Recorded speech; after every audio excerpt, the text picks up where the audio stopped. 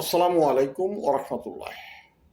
বন্ধুরা, Facebook Meta guideline এমন একটি বিষয় যেটা আপনাকে না মানলেই নয়।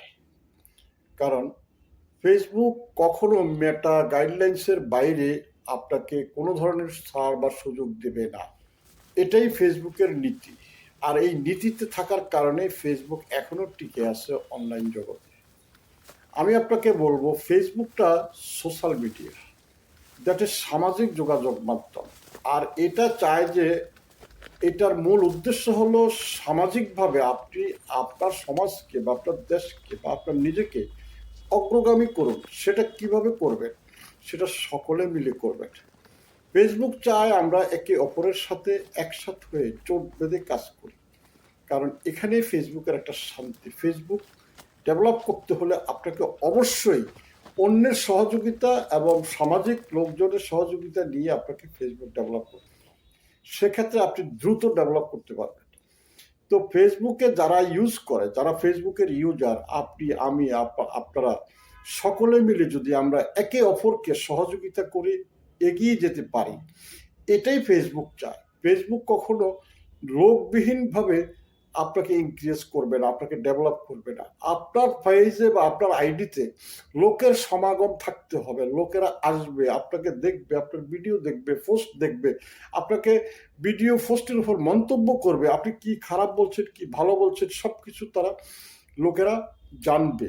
সুতরাং লোকদের উপস্থিতিতে ফেসবুক গ্রো হবে।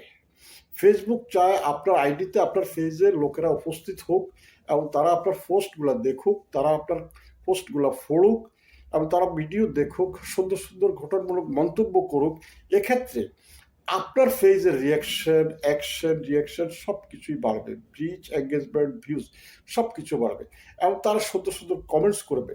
সেই কমেন্টসের উপরে আপনার পেজ বা প্রোফাইলটি দ্রুত, এতে কোনো সন্দেহ নাই। এই কথাগুলা, আমি যে কথাগুলো এখন বলেছি, এই কথাগুলোর বাইরে ফেসবুক আর কিছুই চায় না।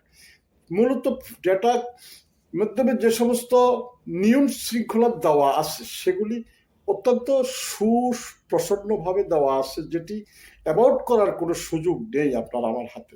কিন্তু আমরা কি করি, মেটা ডেসক্রিপশনের নিয়ম নীতির বাইরে যাই আমরা অনেক কিছু করি, স্পামিং করি। দ্যাট মেটা নিয়ম নীতির বাইরে আপনি যেটা করবেন সেটাই স্পামিং। আপনি একটা কন্টেন্ট ট্রাফিক লিখবেন, সেটাও যদি ম্যাটার বাহিরে যায় সেটাও স্পামিং হয়ে যাবে। একটি কন্টেন্ট করবেন, ভিডিও করবেন, সেটা যদি ম্যাটার গাইডলাইনের বাইরে যায় সেটাও স্পামিং হয়ে যাবে। সুতরাং সাবধান, বি কেয়ারফুল। আপনাকে অবশ্যই ম্যাটার নীতি নির্ধারণ, নিয়ম নীতির উপরে আপনাকে ফেসবুক কন্টেন্ট করতে হবে, পোস্ট করতে হবে, কমেন্টস করতে হবে। সব কিছুই ম্যাটার নিয়মের বাইরে কোনো কিছু করতে পারবেন না। ম্যাটার নিয়মের ভিতরে সব কিছু করতে হবে আপনাকে। সুতরাং এটা আপনাকে মাথায় রাখতে হবে। অন্যথায় কোনোভাবে আপনি আপনার ফেসবুক পেজ বা প্রোফাইল গ্রো করতে পারবেন না। আপনার ফেসবুক পেজ প্রোফাইল গ্রো করার জন্য একমাত্র মেটা নীতি অবলম্বন করে আপনি সামনে এগিয়ে যেতে পারবেন। তাহলে আপনার ফেসবুক পেজ গ্রো হবে। মেটা চায় আপনার ফেসবুক প্রোফাইলে বা পেজে লোকেরা আসুক, আপনার ভালো ভালো কথাগুলো শুনুক, ভালো ভালো লেখাগুলো পড়ুক, সেখানে তারা সুন্দর সুন্দর গঠনমূলক কমেন্টস করুক। এটা মেটার উদ্দেশ্য, অন্য কিছু নয়।